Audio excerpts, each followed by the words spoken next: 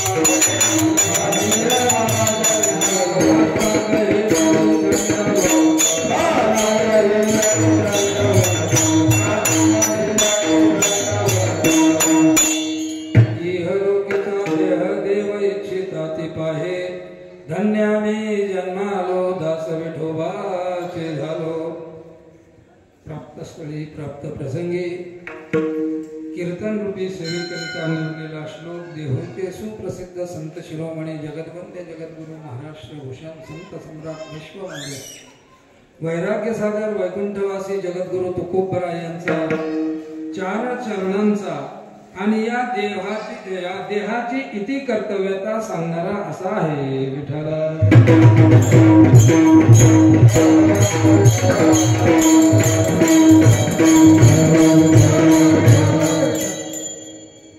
प्रस्तुत अभंगातून जगद्गुरु तुकोबराय या देहाची इति कर्तव्यता सांगतात. सुंदर पैकी नरदेह आपल्याला देवाना दिला.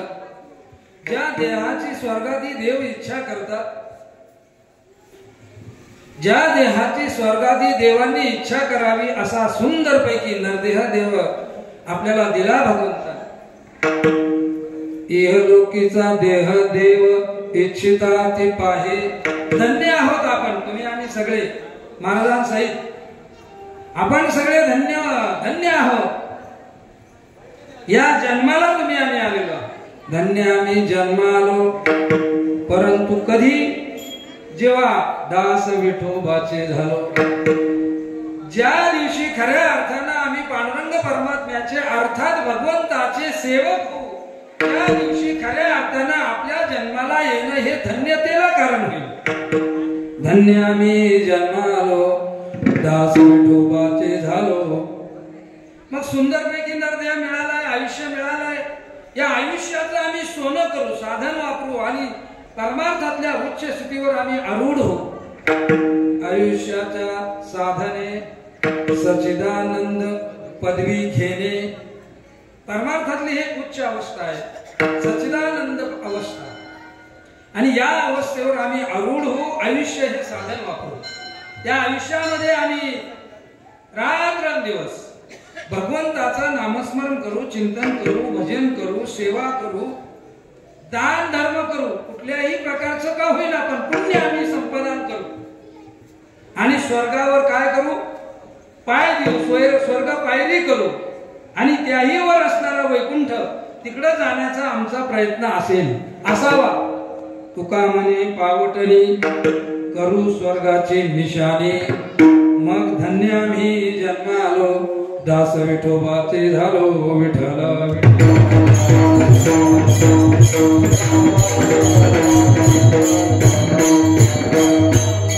हा झाला अभंगाचा शब्दशः अर्थ. अर्थाचे पुष्कळ प्रकार आहेत. वाच्यार्थ आहे, लक्षार्थ आहे, स्पष्टार्थ आहे आणि विस्तारपूर्वक अर्थ आहे. आणि सगळ्या अर्थांचा विचार आपल्याला 11:30 वाजेपर्यंत करायचा आहे. तत्पूर्वी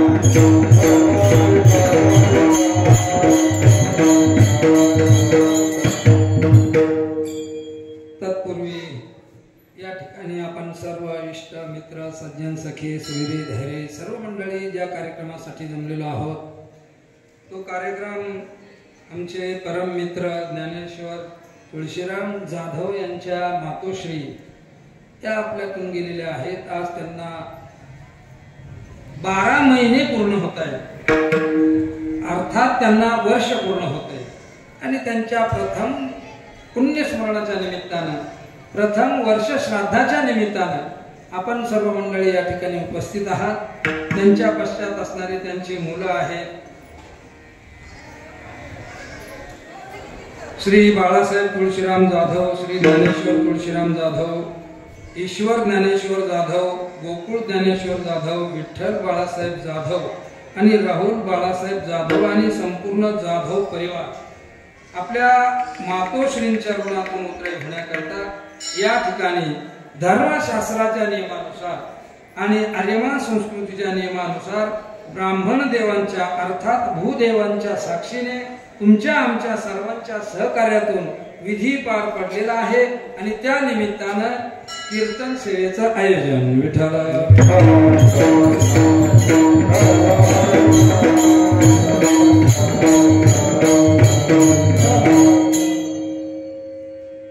हे पात्रच असे आहे महाराज. ऋणातून उतराई होण्याचा प्रयत्न आहे. हा ऋणातून उतराई नाही होता. आई वडिलांच्या ऋणातून कधीच उतराई होऊ शकत नाही किंवा उतराई होता येत असं सांगणारं शास्त्रच नाही. विठ्ठल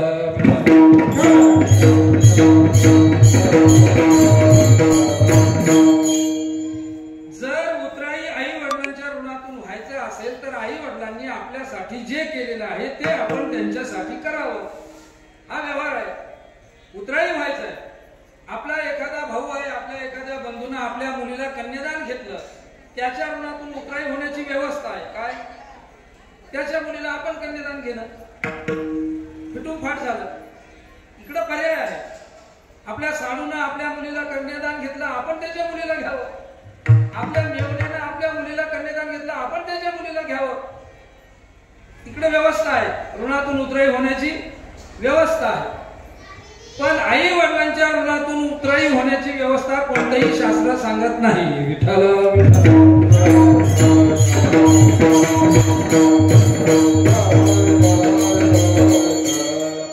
जर त्यांच्या ऋणातून उतराई व्हायचं असेल तर शास्त्रकार सांगतात, देवन श्रुतीमध्ये असं त्याचं वर्णन आलेलं आहे. आई वडिलांच्या ऋणातून उतराई व्हायचं असेल तर त्यांनी आपल्यासाठी जे केलेलं आहे ते आपण त्यांच्यासाठी करावं. आता त्यांनी आपल्यासाठी काय काय केलं ते तर आपल्या स्मरणात आहे का नाही? ते स्मरणात नाही. आईने आपल्यासाठी काय केलं? आईने आपल्याला 9 महिने 9 दिवस उदरात वाढवलं. हाडाचे काढा केले, रक्ताचं पाणी केलं, डोळ्यांचे दिवे केले, 12 भानगडी केले, 17 उचापती केले, 9 सायास केले. कुणी? आपण आजारी पडलो तर रात्र रात्र आपल्या उशा पायथ्याला बसून कोण आहे? मग तिच्या त्या ऋणातून उतराई होण्याकरता तिने आपल्याला दूध पाजलं. आपण तिला दूध पाजू शकतो का? आहे का एखादं शास्त्र? आईने आपल्याला दूध पाजलं जसं तसं आपण तिला दूध पाजू म्हणजे तिच्या ऋणातून उतराई झालो. काय व्यवस्था आहे? वडिलांनी आपल्याला लहानचं मोठं केलं, बोटाला धरून चालायचं शिकवलं, लहानचं मोठं केलं, बोटाला धरून चालायचं शिकवलं, आपल्याला पदवीधर बनवलं. हे सगळं करीत असताना स्वतःच्या चप्पलची, बनियनची, कपड्याची कदर केली नाही, पण आपली फी भरून आपल्याला काय केलं? पदवीधर केलं. आपण त्यांच्यासाठी हे करू शकतो का? आईनं आपल्याला स्नान घातलं असेल, आईनं आपल्याला पाळण्यात घातलं असेल, आपल्याला रात्र रात्र आपल्यासाठी जागली असेल, आपण तिच्या अंगावर ती भोजन करीत असताना शी केली असेल तरी पण तिला किळस केली नाही. जिनं तिला म्हणतात आई. विठ्ठल विठ्ठल.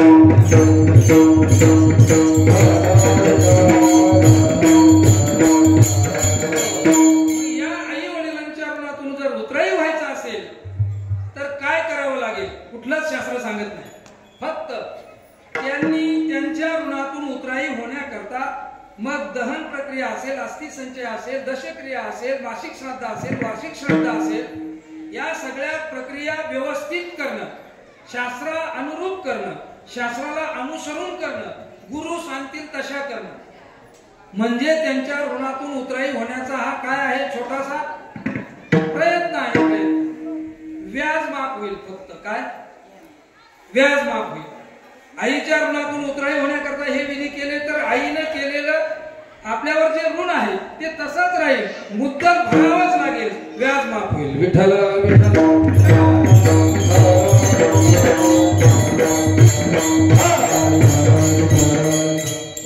सांगतात, आई वडिलांच्या चरणावर आपण जीव जरी दिला तरी त्यांच्या ऋणातून उतराई होण्याची व्यवस्था नाही, बिलकुल नाही. काय द्यावे त्यासी व्हावे,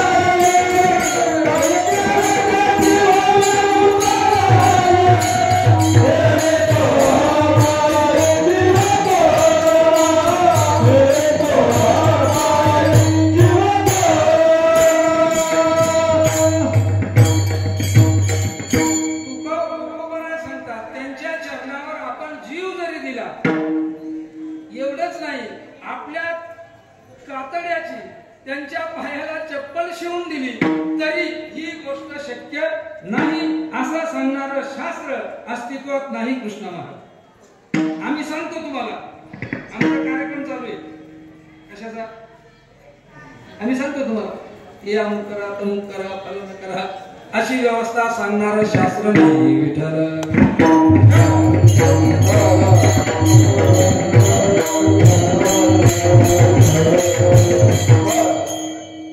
जीवनातून हे पात्र गेले, जीवन दिवस आई नावाचं पात्र जीवनातून गेलं, जीवनातला निस्वार्थी प्रेमाचा धरा संपला, बाकीचे प्रेम सगळे नकली आहेत.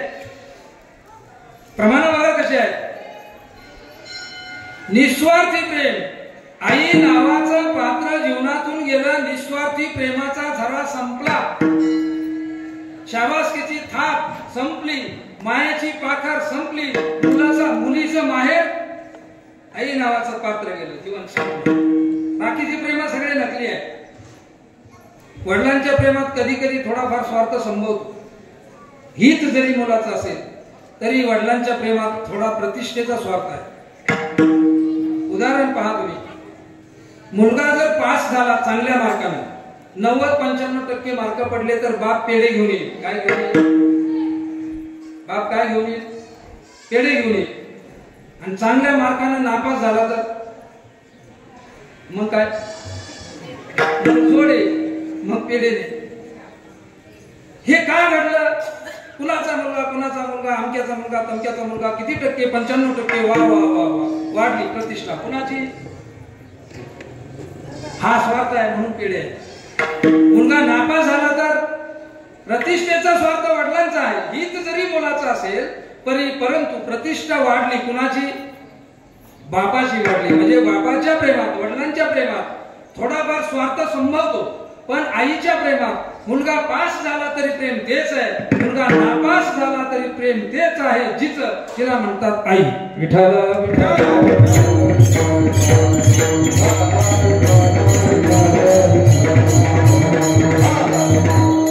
प्रमाण खूप सांगता येते. लेकुराचे हित जाणे माऊली,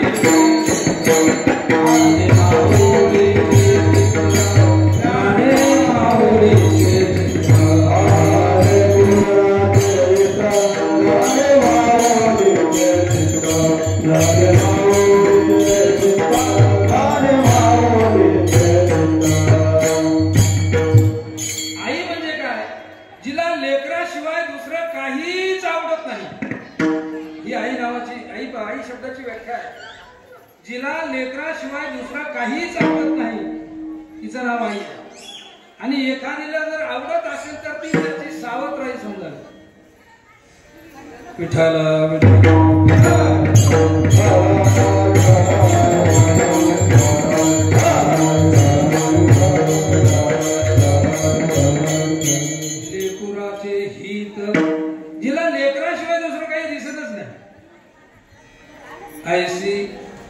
कळवळ्याची करी कुठल्याही प्रकारचा स्वार्थ नाही. लाभाविन प्रीती, स्वार्थाशिवाय केलेले प्रेम आहे.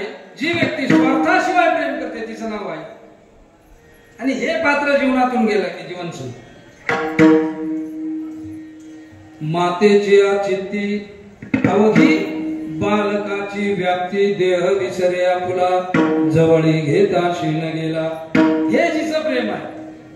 कितीही थकू द्या, कितीही त्रास होऊ द्या, पण बाळ मांडीवर घेतला, माटा मुखे घेतले की सगळ्या कामाचा शीन गेला. जवळी घेता शीन गेला. हे आई नावाचं पात्र आहे. हे पात्र जीवनात गेलं, जीवन संपलं.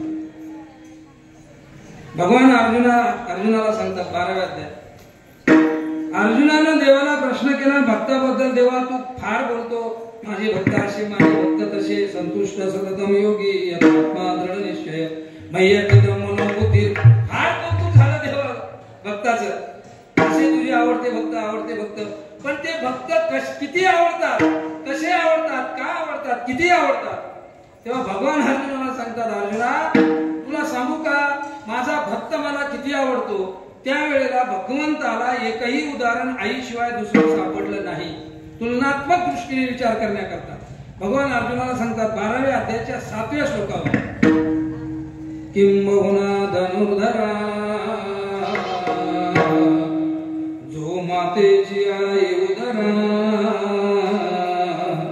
तो सोयरा मातेचा की तुला पा. सांग अर्जुना, आईला लेकरू किती आवडतं. मग जितकं आईला लेकरू आवडतं ना, तितका मला माझा भक्त आवडतो. तुलना करण्याकरता भगवंताला दुसरा शब्द आठवला नाही. विठ्ठल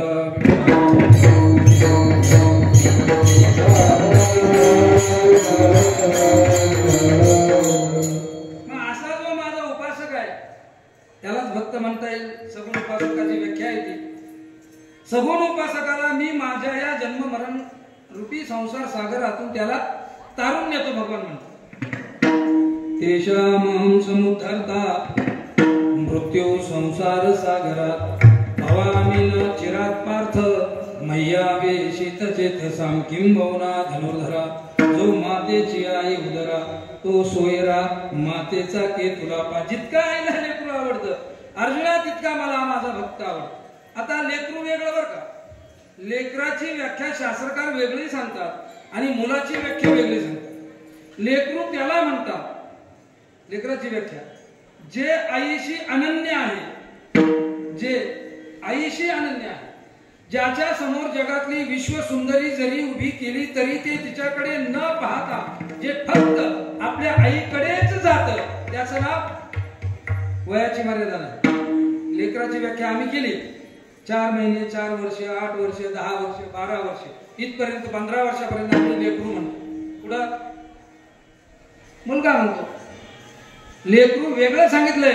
लेकराच्या ठिकाणी वयाची मर्यादा नाही. ते 60 नाही 65 वर्षाचं, 70 वर्षाचं असू द्या, पण आईशी अनन्य आहे ना, त्याचं नाव लेकरू. विठ्ठल विठ्ठल.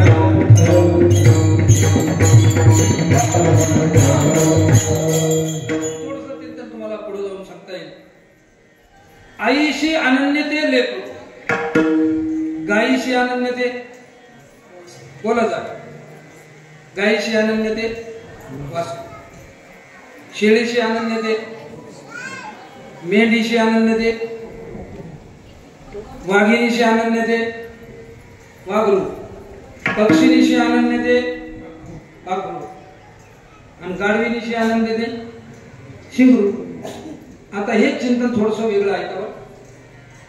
आईशी अनन्यते लेकरू मुलगा वेगळा सांगितला, गाईशी अनन्यते वासरू बैल वेगळा सांगितला, शेळीशी अनन्यते बकरू बोकड वेगळा सांगितला, मेंढीशी अनन्यते कोकरू जावळी वेगळा सांगितला, वाघिणीशी अनन्यते वाघरू वाघ वेगळा सांगितला, पक्षिणीशी अनन्यते पाखरू पक्षी वेगळा सांगितला, गाढविणीशी अनन्यते शिंगरू गाढव वेगळा सांगितला.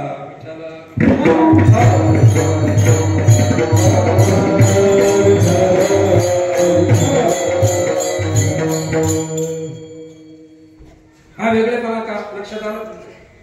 आता मुलाची व्याख्या आहे का. मुलगा म्हणजे काय. बाईसाहेब आल्यानंतर, बाईसाहेबाचा अर्थ कळेल तुम्हाला, सांगू एकदम खालच्या पातळीला येऊन. बाईसाहेब कळेल तुम्हाला. बाईसाहेब आल्यानंतर आई साहेबांच्या हाताला धरून म्हणतो गोठ्या झोपावा. त्याचं नाव मुलगा.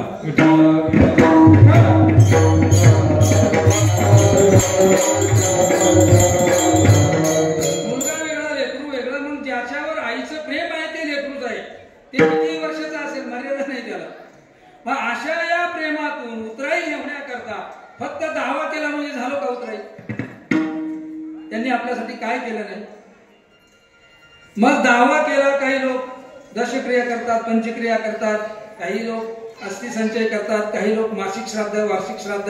जवळजवळ आपण 100% लोक 100% हिंदू काय करतात? हे सगळे विधी पार पाडतात. हा प्रयत्न आहे छोटासा. एक उदाहरण सांगतो तुम्हाला, मी स्वतः अनुभवलेलं. विठाला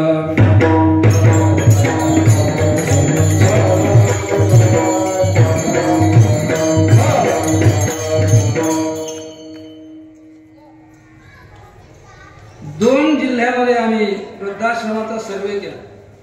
मी स्वतः 2 जिल्ह्यातले वृद्धाश्रम, जिल्ह्याचे नाव नाही सांगत तुम्हाला. एका जिल्ह्यातल्या वृद्धाश्रमात आम्ही गेलो आणि तिथं जरा बघितलं, चर्चा केली इकडची तिकडची. चर्चा झाल्यानंतर एक वृद्ध जोडपं होतं, 85-90 वर्षाचं वय वर्ष असणारं हे जोडपं. विचारलं, बाबा तुमचं नाव सांगा. नाव सांगा म्हटल्यानंतर ते रडायला लागले. दोघेही पती पत्नी रडायला लागले. आम्हाला वाटलं आमचं काय चुकलं की काय. म्हटलं तुम्ही का रडता? म्हटले महाराज आम्ही नाव सांगणार.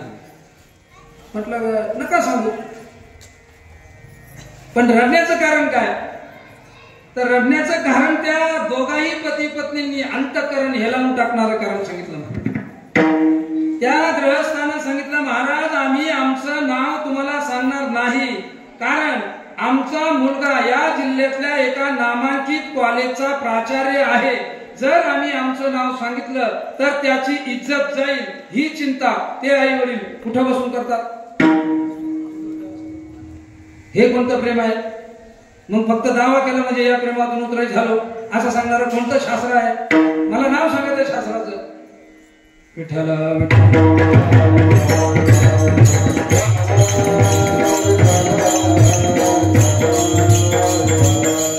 ऐशी कळवळ्याची जाती करी लाभावी न प्रीती. बाकीचे प्रेम सगळे नकली आहेत, खोटे प्रेम आहेत. प्रमाण सांगून जातो तुम्हाला. जन हे सुखाचे दिल्या घेतल्याचे अंत काळीचे नाही कुणी झाल्या हीन शक्ती नाक डोळे गळती सांडोनी पळती. हे प्रेम जोवरी चरण गा तोवरी म्हणती माझा इंद्रिय मावळली गा. आला बाबूला जा ती सुनबाई म्हणते गप्प असते बा भोकड्या बाबा शक्ती बाजी हो. देह तर तोच आहे ना. काय झालं? श्रीमद भागवतामध्ये फार गोड वर्णन केलं. नाथ महाराज सांगतात, या धनाची झाली या तुटी मग श्री व स्वसोनी लागे काठी आता नावडती तुमच्या गोठी. तुम्हाला ना अक्कलच नाही राहिली. कोण म्हणती? कोण? अक्कल नाही राहिली तुम्हाला. का? कारण याच्याकडे नक्कल नाही ना. हा नोकरीत होता तोपर्यंत सगळी ठेप होती. वेळेवर चहा होता, वेळेवर नाश्ता होता, वेळेवर जेवण होतं, सगळ्या गोष्टी. ड्युटीवर जर निघाला सकाळी पहिला चहा नाही आवडला तर मग कॉफी करू का? कॉफी नाही घातल्या तर मग लिमलेट पिता का? काय पिता? काय देऊ तुम्हाला? बरं जेवायला घरी येता का डबा देऊ? हे कुठपर्यंत? नोकरी देतो पर्यंत. संध्याकाळी घरी आला का हातपाय दाबून देऊ का? गरम पाणी देऊ का? गार पाणी देऊ का? कॉफी करू का? चहा करू? झेंडू बाम लावू का? काय करू? ही थेट ही आकड कुठपर्यंत? आता रिटायर झाला, आता काय झाला, सेवा निवृत्त झाला, घरी आला. 4-2 दिवस बरे गेले, जरा 4-2 दिवस बरे गेले. पुढं एक दिवस 9 वाजले, याला सकाळी 8ची नाश्त्याची सवय. हाक मारली, माझं नाश्त्याचं काय? आतून आवाज आला मंडळीचा, मला तरी कुठे जायचंय? सुनबाई ड्युटीवर जायची, मुलगा ड्युटीवर जायचा, नातू शाळेत जायचे. थांबा थोडं. बसलो 12 वाजेपर्यंत. चहा आहे नाही, नाश्ता आहे. विठाला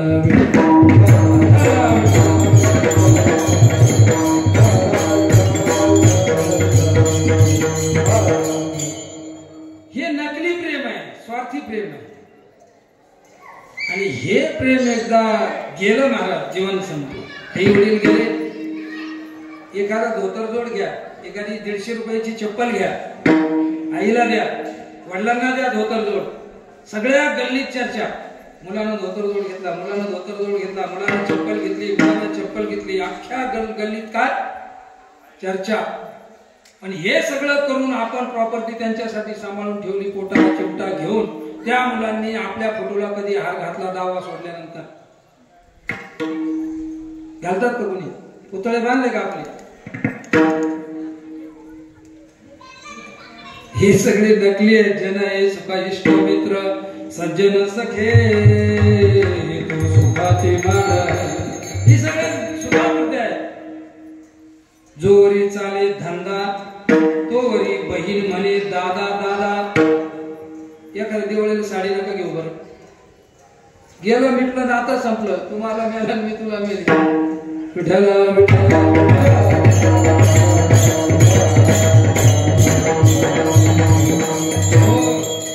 मग त्यांच्या ऋणातून उतराय होण्यासाठी हा आपला प्रयत्न. शास्त्र सांगतं, देवल स्मृतीमध्ये आचार्य सांगतात, ऋणशेषम अग्निशेषम शत्रुशेषम तथैव च. ऋणशेषम अग्निशेषम शत्रुशेषम तथैव च. पुन्हा पुन्हा प्रवर्धन्ते तस्मात्.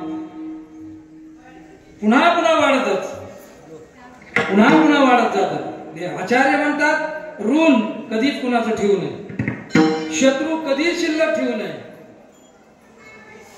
आणि अग्नी पूर्ण विझला की नाही याची खात्री करावी, मगच जागाच नाही. या 3 गोष्टी अशा आहेत महाराज, या कधी वर डोकं काढतील सांगता येत नाही. एक रुपया कोणाचा ठेवून मरू नये. जर मेलात,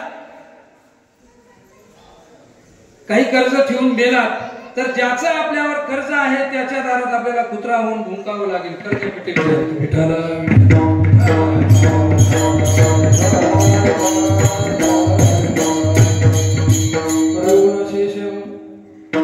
कर्ज शिल्लक ठेवून. कर्ज शिल्लक राहिलं की मग तुम्हाला सांगितलं जातो नारायण नागबली. नागबली विधी आहे. नारायण नागबली हा काय कुठून आलाय काय कळत नाही, पण नागबली विधी मात्र आहे. नागबली विधी आहे. ज्योतिष शास्त्रामध्ये नागबलीचं वर्णन फार सुंदर आले. का करायचा तो विधी, कुणी करायचा, कोणत्या कामासाठी करायचा, कुठल्या दोषासाठी करायचा, हेच आपल्याला कळत नाही. माणसं इकडं आईला चप्पल घेणार नाही, पण त्र्यंबकला जाऊन 15,000 रुपये घालून नारायण नागबली केल्याशिवाय राहणार. नागबली म्हणजे काय? नागबली हा विधी आहे. सांगून जातो तुम्हाला, सहज आठवलं म्हणून. नागबली हा विधी असा आहे, गरुड पुराणात त्याचं वर्णन आलं 13व्या-14व्या अध्यायामध्ये.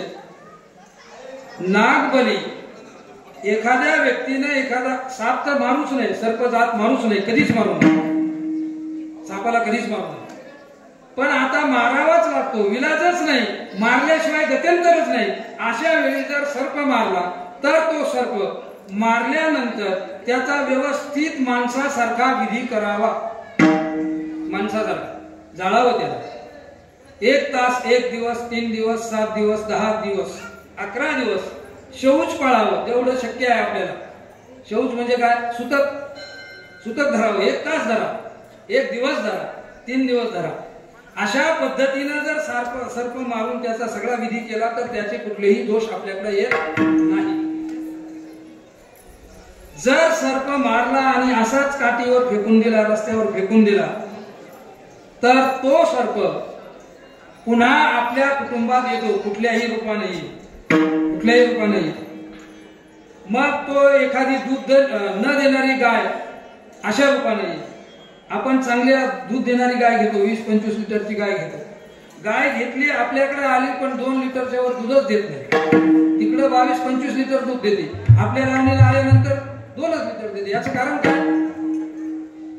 बरं, खाद्य भरपूर, चारा भरपूर, सगळं भरपूर, पण दूध मात्र नाही. याचं कारण हा दोष आपल्याकडे आलेला आहे. दुसरं उदाहरण, मारका बैल होऊन येईल, तो सरपत मारका बैल होऊन येईल, चावणारा कुत्र होऊन येईल, खोड्या करणारा मांजर होऊन येईल, एवढ्यात नाही आला तर दारुड्या मुलगा म्हणून येईल. विठ्ठल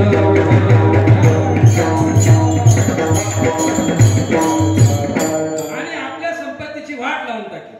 ऋण शेषम, ऋण शिल्लक राहिलं की हे परिणाम भोगावेच लागतात. मग त्यासाठी विधी सांगितलेला आहे नागबली.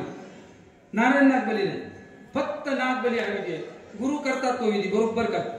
फक्त आपण सांगायचं किंवा ते आपल्याला विचारतील पूर्वजांनी कधी काही सर्प मारलाय का, अमुक तमुक फलला, त्यासाठी नागबली हा विधी. मग त्यातून उतराई होण्याचा हा छोटासा प्रयत्न आहे. ऋणशेषम, अग्निशेषम, आचार्य. अग्नी शिल्लक कधीच ठेवू नये. अग्नी शिल्लक ठेवू नये म्हणजे अग्नी जर शिल्लक राहिला तर तो कधी भडकेल सांगता येत नाही. म्हणून अग्नी पूर्ण विझला याची खात्री करून मगच आपण जागा सोडू. चला, तिसरा प्रकार आहे शत्रुशेषम. शत्रू कधी शिल्लक ठेवू नये. शत्रू शिल्लक ठेवूच नये. शिल्लक ठेवू नये म्हणजे एक तर युद्ध करावं, युद्ध शक्य नसेल तर तह उकारावं, माघार घ्यावी, त्याच्या पायावर डोकं ठेवावं, पण शत्रू शिल्लक ठेवू नये. विठ्ठल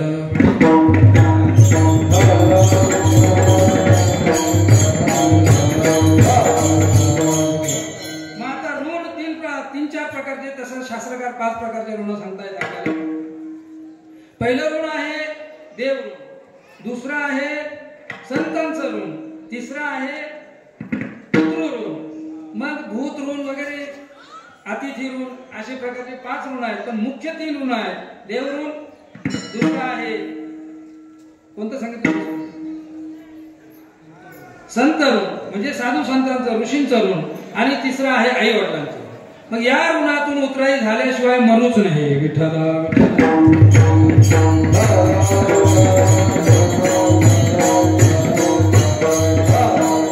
संतांच्या ऋणातून उतराई होण्यासाठी काय करावं लागेल?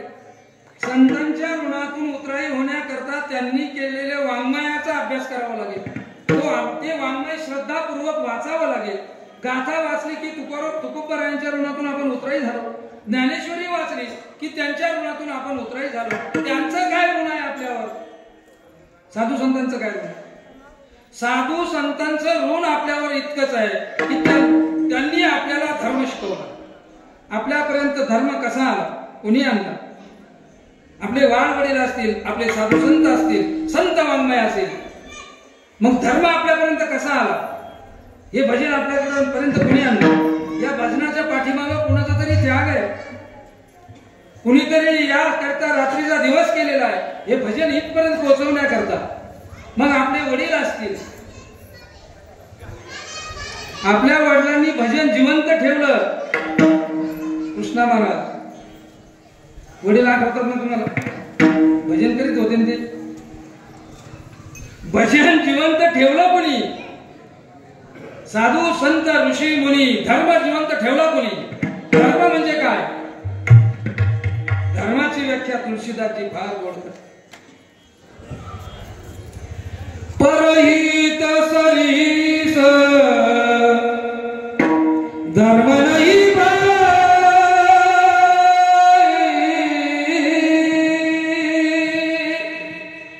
परपीडा समा नाही अधमाई. ही धर्म त्याला म्हणतात जो दुसऱ्याला पीडा देतो त्याला अधर्म म्हणतात, आणि जो दुसऱ्यावर उपकार करतो त्याला धर्म म्हणतात. विठ्ठला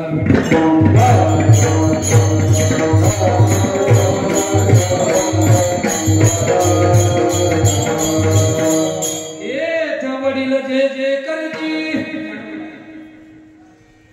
येथ वडील जे जे करती तया नाम धर्म ठेविती. ये आमच्या वडिलांनी वाडवडिलांनी जे केलं ते आपण करणं म्हणजे धर्माचं रक्षण करणं. आज धर्माच्या बाबतीत विचित्र परिस्थिती झाली. धर्म सांगून जातो तुम्हाला.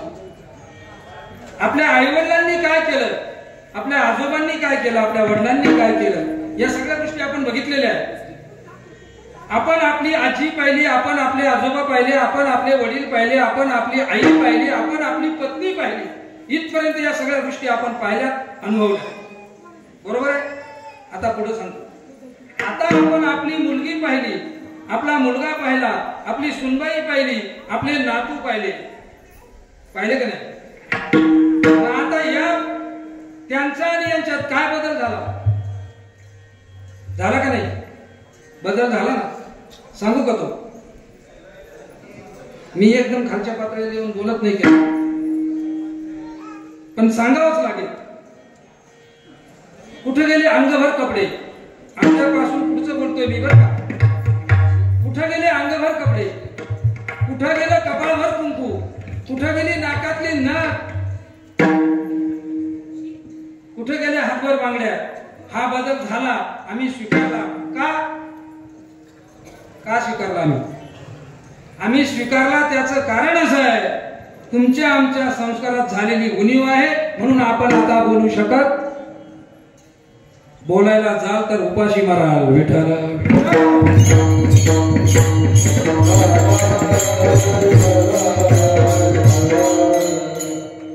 हे आपल्या कुटुंबातलं झालं. गावात काय, तालुक्यात काय, जिल्ह्यात काय, धर्माच्या बाबतीत कुणी बोलायलाच तयार नाही. जे बोलतात त्यांच्यावर मोर्चे. काय परिस्थिती? धर्म टिकला तर आपण टिकणार आहोत. धर्मो रक्षती रक्षिता.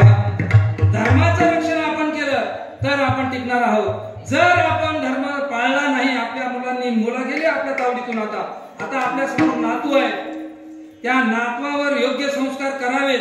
संध्याकाळी त्यांना घेऊन हरिपाठ करावा, हनुमान चालीसा वाचावी, ज्ञानेश्वरी वाचावी, त्यांना जवळ बसून वाचावी. किंवा ते जरी बसत नसले तर त्यांच्या कानावंत जाईल. याला ज्ञानेश्वरी म्हणतात, याला हरिपाठ म्हणतात, याला काकडा म्हणतात, याला गीता म्हणतात. कानावंत जाईल ना. एथ वडील जे जे करीती तया नाम धर्म ठेवी. जर आता एकदम बोलूनच जातो, आता जाऊ द्या, काय कोणाला केस करायची का. आज आपल्याला एकत्रित येऊन जो अशा पक्षाला निवडून आपल्याला द्यायचं आहे की जो आपल्या हिंदू धर्माच्या बाबतीत दखल घेईल, अशा पक्षाला निवडून द्या. बाकीच्या उमेदवाराला मतदान करायचं का नाही ते तुम्ही ठरवा. पण तो कुणीही असो, मी काय कोणत्या पक्षाचा नाही. फक्त हिंदू धर्माला मदत करणारा, सहकार्य करणारा, हिंदू धर्माचा पाठीराखण करणारा, हिंदू धर्माच्या पाठीमागे खंबीरपणे उभे राहणारा उमेदवाराला निवडून द्या. विठ्ठल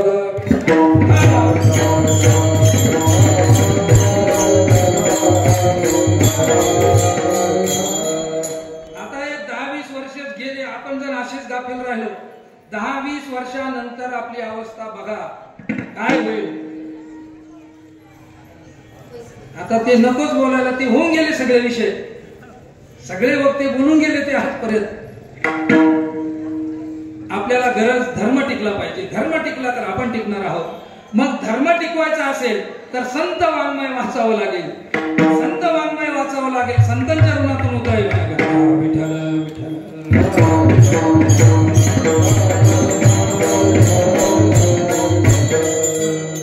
पितृऋण काय करायचं, हे पितृऋणाचे सगळे कार्यक्रम का करायचे, का करायचा दहन प्रक्रिया, का करायची पंचक्रिया, का करायचा दशक्रिया, का करायचा अस्थि संचय, हे का करायचं.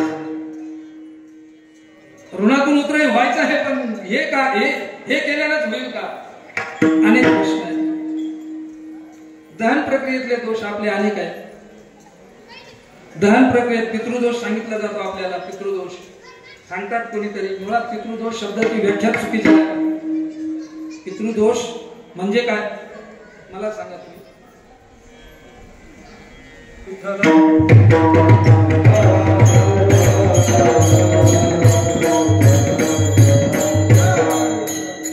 पितृदोष म्हणजे काय.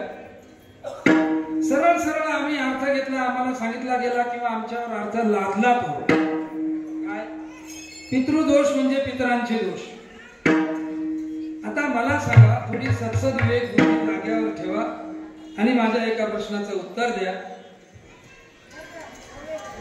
ज्या आई वडिलांनी आपल्या करता रात्रीचा दिवस केला, हाडाचे काढ केले, रक्ताचं पाणी केलं, डोळ्यांचे दिवे केले, 12 भानगडी केल्या, 9 सायास केले, उपाशी पोटी राहून पोटाला चिमटा घेऊन ही संपूर्ण प्रॉपर्टी आपल्यासाठी ज्या आई वडिलांनी जिवंत ठेवली, ते आई वडील आपल्याला पीडा देण्याकरता येतील का? दोष देण्याकरता येतील का? असं सांगणारा एखादा शास्त्र आहे का? आई वडील पीडा देण्याकरता येतात असं सांगणारं शास्त्र नाही. पूर्वज येतात, रूपानं येतील, गुणानं येतील, काही खुणेनं येतील, पण पूर्वज दोषानं येतात हे सांगणारं शास्त्र अस्तित्वात नाही, बिलकुल नाही. सांगत असेल कोणी पूर्वज कधीच दोषानं येत नाही. तुकाराम महाराज वर्णन करतात, तुका म्हणे पितृ आशीर्वाद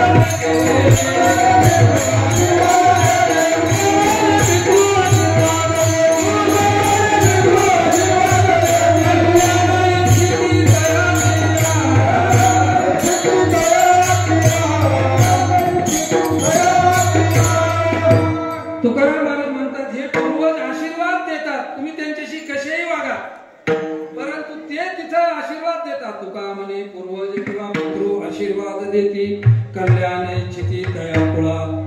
त्या कुळाचा उद्धार होण्याकरता त्यांचे प्रयत्न आहेत. कसेही वागा त्यांचे, त्यांना वृद्धाश्रमात ठेवा, त्यांना गायींच्या गोठ्यात ठेवा, कुठेही ठेवा, पण ते आपल्याबद्दल चांगलंच इच्छितात, आशीर्वाद देतात. मग त्या पूर्वजांच्या ऋणातून उतराई होण्याकरता हे सगळे विधी आहे. मग पितृदोष म्हणजे काय? पूर्वज येतात का दोषाला? येतात का? असं कोणतं शास्त्र सांगत? पूर्वज दोष येतील, रूपाने येतील, गुणाने येतील, खुणेने येतील. पूर्वज खुणेने येतात. काही मुलं, आपला नातू किंवा मुलगा आपल्या आजोबा किंवा वडिलांसारखा दिसत असेल, सारखंच शरीर यष्टी तशी, शरीराचा बांधा तसा, सगळं तसंच समजावं, हा रूपानं आला. काही मुलं गुणानं येतात किंवा ना आपल्या आजोबा किंवा वडिलांसारखा दिसतो, तसंच बोलतो, शरीराच्या हालचाली तशा, तसंच बोलणं, तसंच टोचून बोलणं, समजावं हा आपला बाप आहे, खुणेने आला बर का बाबा. तिसरा मुद्दा गुणाने आला, तिसरा मुद्दा खुणेने येतात. मुलं पूर्वज येतात खुणेने. काही मुलं अंगावर जन्म खून घेऊन असतात, जन्म खून अंगावर काही जन्म खून असतात, त्याला आम्ही काय म्हणतो? आपल्या वडिलांना किंवा आजोबांना एखादी जन्माची खून असेल, त्यांच्या अंगावर खून असेल, ती आपल्या नातू किंवा मुलगा अंगावर घेऊन येतो जशीच्या तशी, त्याला आम्ही काय म्हणतो? नावकरी म्हणतो का नाही? आले खुणेने आले, विठ्ठल विठ्ठल. हो, मग पूर्वज रूपाने येतील, गुणाने येतील, खुणेने येतील, पण पूर्वज दोषाने येतात हे सांगणारं शास्त्र अस्तित्वात नाही, बिलकुल नाही.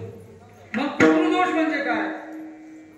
पितृदोषाची व्याख्या काय? तर पितरांचे दोष असाच अर्थ आम्ही लावला किंवा आम्हाला कोणीतरी सांगितलं, आपल्यावर कोणीतरी हा अर्थ लादला आणि त्यांचा कार्यक्रम सुरू झाला. मग पितृदोष म्हणजे काय? तर पितृदोष म्हणजे पूर्वजांच्या गेलेल्या तिथीपासून तर त्यांच्या श्राद्ध कर्मापर्यंत झालेले चुकीचे विधी म्हणजे पितृदोष. त्यांचा काही संबंध नाही. त्यांच्या कर्माची फळं आपल्याकडे येत नाही. कुणाच्या? त्यांनी जसे कर्म केलेले आहेत त्या कर्माची फळं त्यांना भोगायचीच आहेत. नाथ महाराज हरिपाठात सांगतात, केले कर्म झाले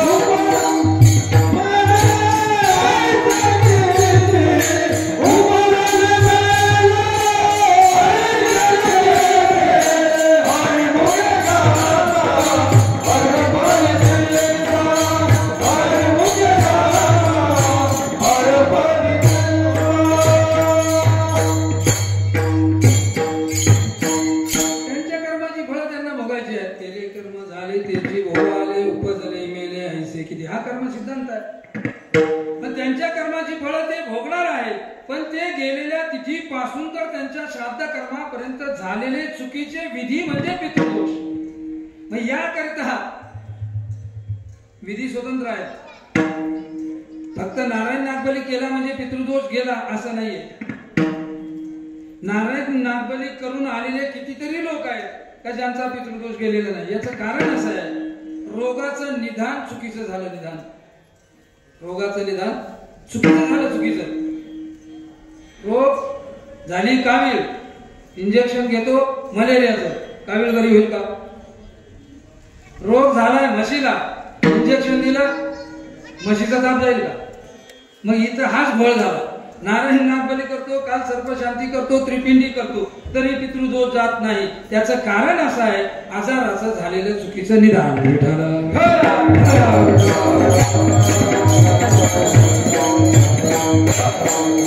मग दहन प्रक्रियेतले दोष आहेत, अस्थि संचयातले दोष आहेत, बरेच दोष आहेत, अनेक दोष आहेत. या सगळ्या दोषातून उत्तीर्ण होण्याकरता हे विधी आहे. त्यांच्या ऋणातून उतराई होण्याकरता नाही. वडिलांच्या ऋणातून उतराई नाही होऊ शकत, आईच्या ऋणातून उतराई नाही होऊ शकत. मग त्यांनी केलेले आपल्यासाठी जे काही काम आहे, त्यांच्या त्या ऋणातून, त्या दोषातून उतराई होण्याकरता हे विधी आहे.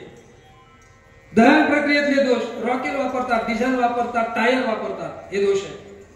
गेलेली वेळ, त्रिपाद, पंचक, मूळ नक्षत्र, गेलेली वेळ, त्यावेळेला त्रिपाद असेल, पंचक असेल तर पुतल विधी करावा लागतो. जवळच्या गुरुला विचारावं, अमुक अमुक व्यक्ती गेलेली आहे, कसं काय आहे, काळ वेळ कशी आहे. गुरुनं सांगितलं पंचक आहे, 5 पुतळे करून पुतल विधी करा. त्रिपाद आहे, 3 पुतळे करावेत, पुतल विधी करावा. हे जर केलं नसेल तर अस्थि संचय विधी आहे. अस्थि संचय विधी कधी आहे? पुतल विधी असेल तो केला नसेल तर अस्थि संचय विधी आहे. एखादी व्यक्ती चांगल्या काळात, चांगल्या वेळेत, चांगल्या नक्षत्रावर, चांगल्या तिथीवर, चांगल्या वारावर गेलेली असेल तर त्या व्यक्तीचा अस्थि संचय विधी वर्ज्य आहे. वर्ज्य शास्त्रकार सांगतात. अस्थि शिल्लक ठेवायच्याच नाही. अंत्यविधी झाला, रक्षा विधीला गेले, सगळी रक्षा भरावी, गंगेत सोडून द्यावी. अस्थि आणू नये. आणाल तर दोष, पितृदोष. इथून सुरू झाला पितृदोष. बरं, देवर स्मृतीमध्ये असं वर्णन आलं की त्या अस्थि जर त्रिपाद असेल, पंचक असेल, विधी केला नसेल तर अस्थि संचय करावा आणि अस्थि अशा ठिकाणी ठेवाव्या की त्या कावळ्याच्या दृष्टीस पडू नये. काय सांगतं शास्त्र? आपण काय करतो?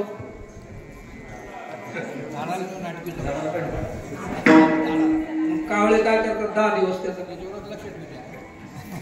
पितृदोष. विठ्ठला विठ्ठला.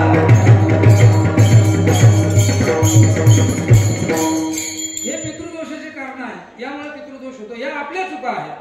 बरं, मला सांगा, गुरूंचा नाईलाज होतो. आपल्या भावना दुखू नये म्हणून गुरु काय करतात? त्या अस्थीचं पूजन करतात. आपल्या भावना दुखू नये म्हणून गुरुचा नाईलाज होतो. ते बिचारे काय करतात?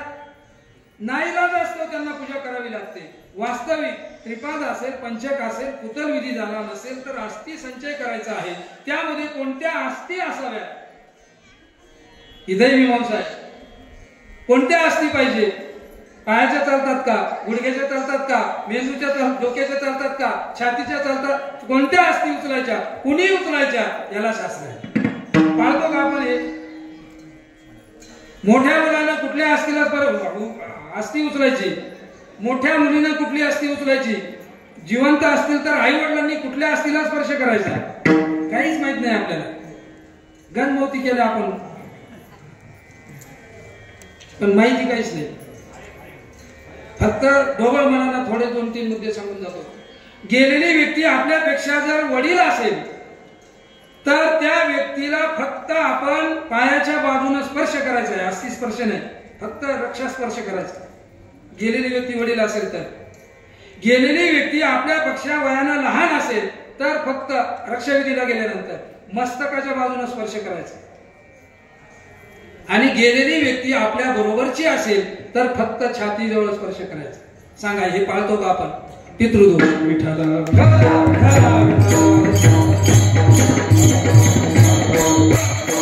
पण हे पितृदोषाचे कारण आहेत. यामध्ये आई वडिलांचा काही संबंध आहे का? काही कार्यकारण संबंध नाही, काडी मात्र संबंध नाही, आपल्या चुका आहेत. मग या चुकीचे फळ कोणाला भोगावे लागतील? केले कर्म झाले तेच प्रमाण लागू करा परत. दशक्रिया विधी. दावा म्हणजे काय हो? दावा म्हणजे काय नाही माहिती. आता गंज केले ना, भावकीतले केले, गावकीतले केले, घरातले केले, नातेवाईकाचे केले, सोयरेधाऱ्याचे केले, तरी दाव्याची व्याख्या माहित नाही. मग आपल्यासारखे इतके गाफील माणसं दुसरे कोणते असतील? मला नाव सांगा त्यांचं.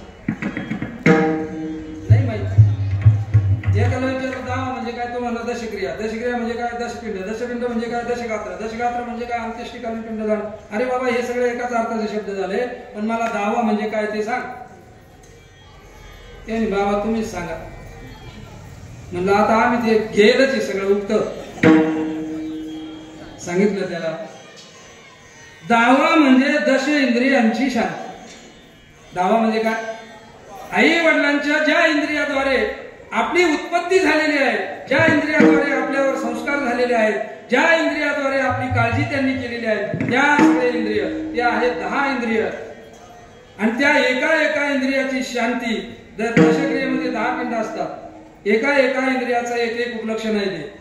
शीरपूरक 1 पिंडदान, चक्षुपूरक 2 पिंडदान, नासिकापूरक 3 पिंडदान, जिव्हापूरक 4 पिंडदान, त्वचापूरक 5 पिंडदान, मुखपूरक 6 पिंडदान, वक्षस्थळपूरक 7 पिंडदान, नाभीपूरक 8 पिंडदान, गुदपूरक 9 पिंडदान, शिश्नपूरक 10 पिंडदान. दशक्रिया. विठ्ठल विठ्ठल.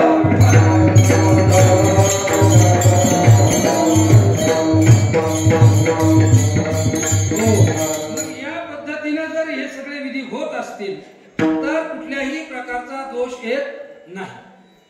आता आपण अस्थी शिल्लक ठेवल्या, त्या अस्थीवर ते गुरु त्रिपाद पंचक असेल, पुतल विधी झाला नसेल, अस्थी शिल्लक ठेवल्या असतील तर ते गुरु त्या अस्थीवर सगळे संस्कार करतात. पहिल्यापासून सगळे संस्कार करून अस्थी विसर्जन करून दशक्रिया विधी हा अस्थीवर होतो का विसाव्याच्या दगडावर होतो? अश्मा म्हणतात त्याला. मग मला सांगा, विसाव्याच्या दगडावर जर दशक्रिया विधी होतो तर अस्थी शिल्लक ठेवल्या कशासाठी? असा प्रश्न आपण कधी पडला आपल्याला, विचारला आपण कुणाला? याचं कारण काय? हे कारण आहेत पितृदोषाचे. विठ्ठल विठ्ठल.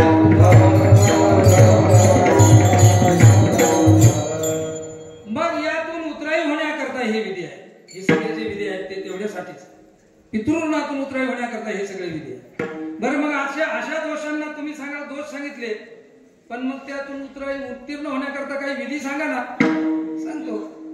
महाभारतामध्ये एक ठिकाण सांगितलं गया, आणि रामायणामध्ये एक ठिकाण सांगितलं टाकेद. सर्व तीर्थ टाकेद हे 2च ठिकाणं सांगितले. या दोषाने पीडित असणाऱ्या व्यक्ती करता जर उत्तीर्ण व्हायचं असेल तर यापैकी एखाद्या ठिकाणावर त्यानं जावं, एकट्यानं जावं, त्या कुटुंबातल्या एका कर्त्यानं जावं, स्नान करावं, पाणी घ्यावं. टाकेदला, सर्व तीर्थ टाकेदला गेला तर तिथं कुंड आहे, त्या कुंडातलं पाणी घ्यावं, हातावर पूर्वाभिमुख उभं राहावं, संकल्प करावा, आजपर्यंत मी जे पुण्य केलेलं आहे ते माझं सर्व पुण्य माझ्या पितरांना प्राप्त हो, माझ्याकडून झालेल्या दोषाचा शासन मी घेतोय, प्रायश्चित्त कर्म म्हणून मी माझं पुण्य माझ्या पूर्वजांना सूर्यदेवतेला साक्षी ठेवून दान करीत आहे. असा संकल्प केला की 1.5 महिन्यात तुमचा पितृदोष गेला नाही, आपल्याला येऊन भेटेल. पण त्याकरता अकाउंटला बॅलन्स पाहिजे. कशाचा? पुण्याचा.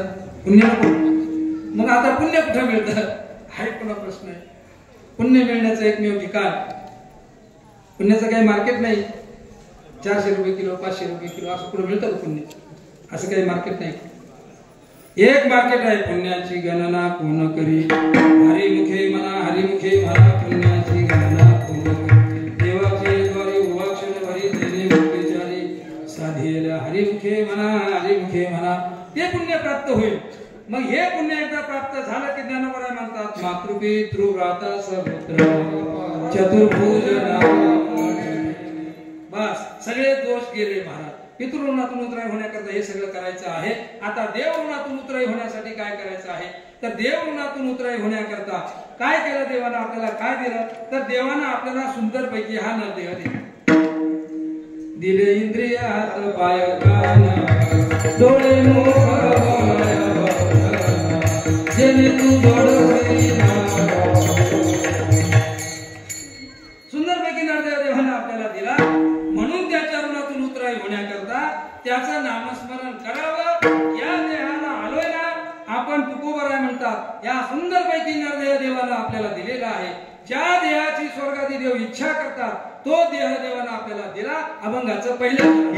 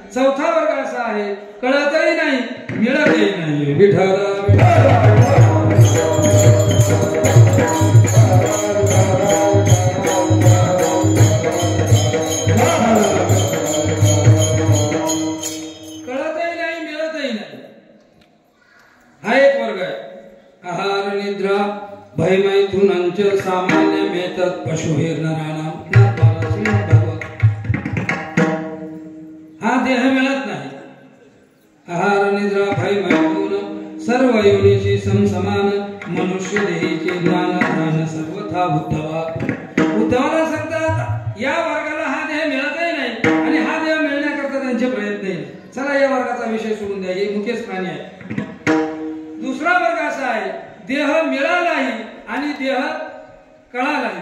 ज्या वर्गाला देह मिळाला त्या वर्गाला तो कळाला असा एक वर्ग आहे आणि त्या वर्गाचं नाव आहे संत. देवाला प्रार्थना करतात. तुका म्हणे गर्भवासी कळाला मिळाला. वास्तविक जगद्गुरु तुकोबराय म्हणतात नाशिवंत देह जाणारा सगळं आयुष्य गातो काळ नाशिवंत देह नाशी राहा जाणार. हे सगळं माहिती आहे तरी तुकोबराय म्हणतात पवित्र तो देह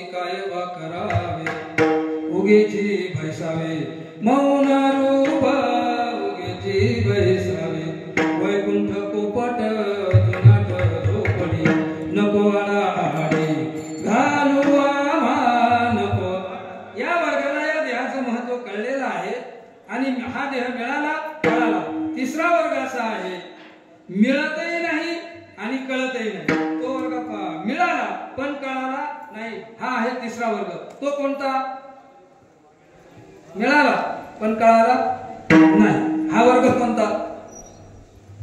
तो वर्ग म्हणजे आपण सगळे. तुम्हाला आम्हाला मिळाला पण कळाला का? कळाला नाही. हरी भजन को दिया कशा करता दिला? कळावं. औट हात का मानव देह लाने तुझे दिया. औट हात का मानव देह लाने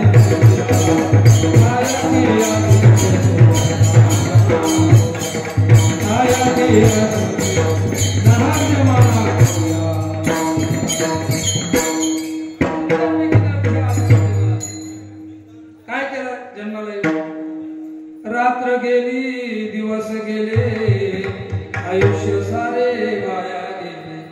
जन्मा येऊन काय केले? विचारा प्रश्न. आपण आपल्या मनाला प्रश्न विचारा. काय केलं जन्माला येऊन? बरं काहीच केलं नाही असंही नाही. केलं हे भरपूर काही केलं. काय काय केलं? बैल इकलीन गोठा बांधला. काय केलं? जमीन इकलीन बंगला बांधला. काय केलं?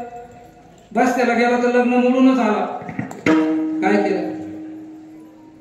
जे करायला पाहिजे ते नाही केलं. जे करायला पाहिजे ते केलंच नाही आणि नको ते केल्याशिवाय मिळाला पण कळाला नाही.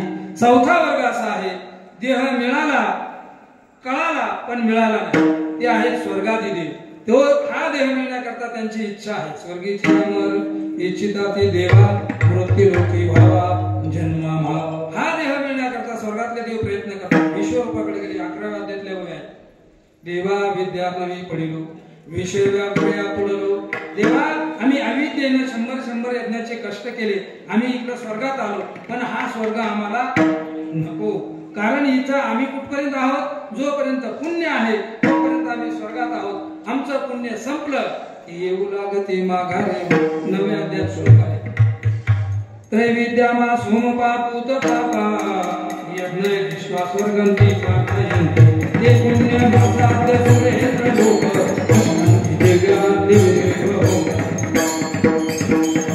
संपलं पुण्य. 100 यज्ञाचं पुण्य संपलं. ते तम मुक्त्वा स्वर्ग लोकम विशालम जिने पुण्य मध्य लोकम विशालम एवं कलिरंगा मनु प्रपन्ना सदा कामता.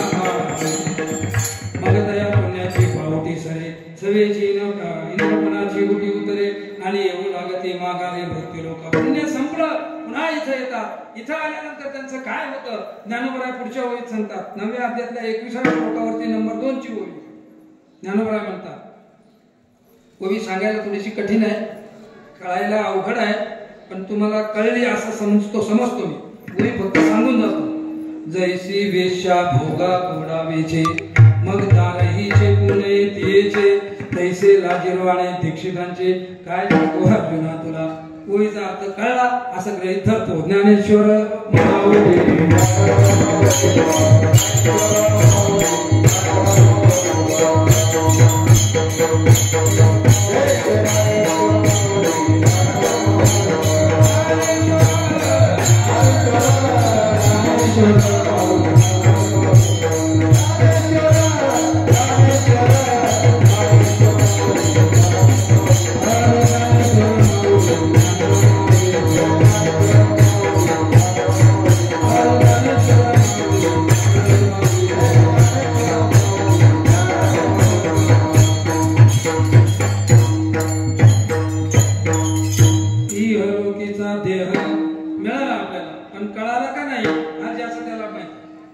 इहलोकीचा देह देव इच्छिताती बाये धन्य आम्ही जन्मालो दास विठोबा. वेळ आपली संपलेली आहे. गुरुवर्य गोदाधामचे मठाधिपती स्वामी श्री रामगिरीजी महाराजांचं आपल्या इथं काल्याचं कीर्तन आहे आणि त्या काल्याच्या कीर्तनाला आपल्याला सर्वांनाच माझ्यासह आपल्याला जायचं आहे. म्हणून संकल्पित वेळेत अभंगापर्यंत आपण पोहोचलो. अभंगाच्या पहिल्या चरणात आपला प्रवेश झालेला आहे आणि निमित्त ज्या कार्यक्रमाचं जे निमित्त आहे त्या निमित्तावर आपला जवळजवळ 1 तास गेलेला आहे. अभंग आपण नेहमीच ऐकत असतो, आहे का नाही? राहिलाच तर पुढच्या एखाद्या वर्षी श्राद्धात पाहू अभंगाचा विचार. इहलोकीचा देह देव इच्छिता ती पाहे धन्य आम्ही जन्मालो दास विठोबाचे झालो.